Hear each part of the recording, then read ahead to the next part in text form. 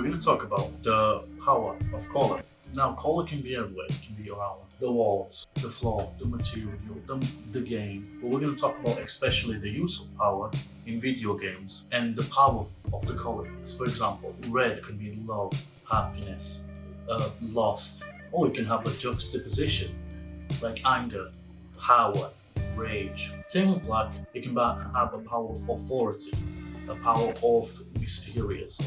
I have also wanted to explain to you in my personal experience how games in particular has taken use of color theory. You can use Gris, for example, a game which is a story mode about a spirit, a small little girl who lost her mother and is on a journey to find herself, her inner self, overcome a battle with depression, with anxiety, pain on the path that she is encountering in order to find the truth about what happened to her mother. And we can also see a great example like Conrad Rosset, an example which was the head designer of the game itself, but in his spare time he is also a very talented artist, and that's what inspired me to talk about him, to explain how he has contributed inside the game. I would say for me specifically, a game that has really affected my mood depending on the emotion and the color that gives off would be Red Dead Redemption 2. It's a GTA game made by Rockstar, which is about cowboys. One thing that has really affected me was the use of not only amazing lighting inside the game mechanic, but how the color it has used itself to gain authority over. Some clothes will be wearing full black. That would you know that the person that you are trying to focus to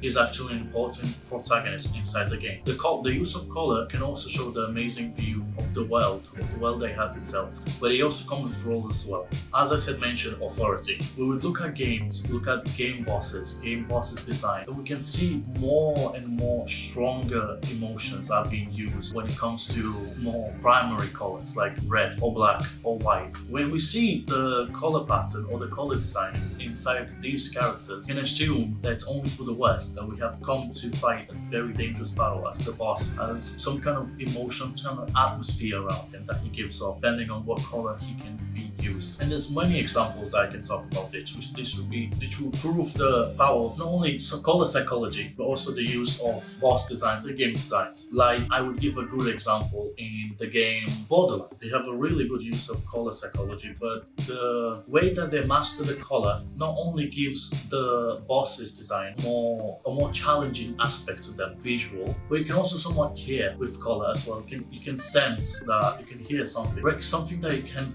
help you recognize. That's what I love about the color psychology.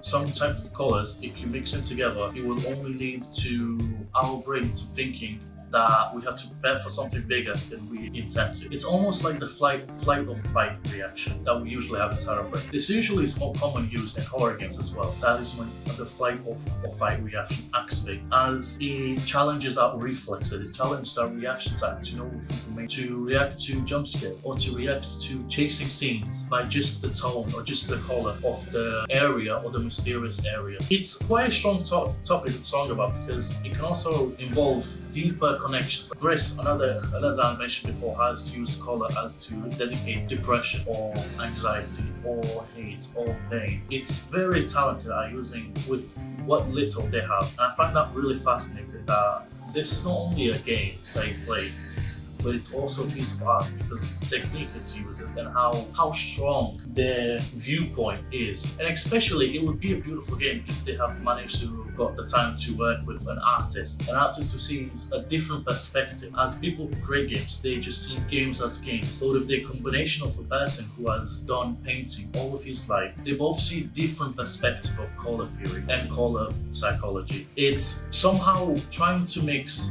technology with art pieces. That's one beautiful thing that I really love about some games that they have included, that they can mix and match, use two different talents, graphic design and painting, use two of them together and then create a really talented masterpiece at which we can look at and we can also enjoy at watching. And for me, it's quite a big topic to me to talk about, only because I played so many games in all my life. Most of my life was games. That's one thing I can say, and many has helped me go through really bad times and really not so subtle times. And I can always come home, play a game, see the color, see the experience that gives off, and it lifts my mood more than it would lift with anything.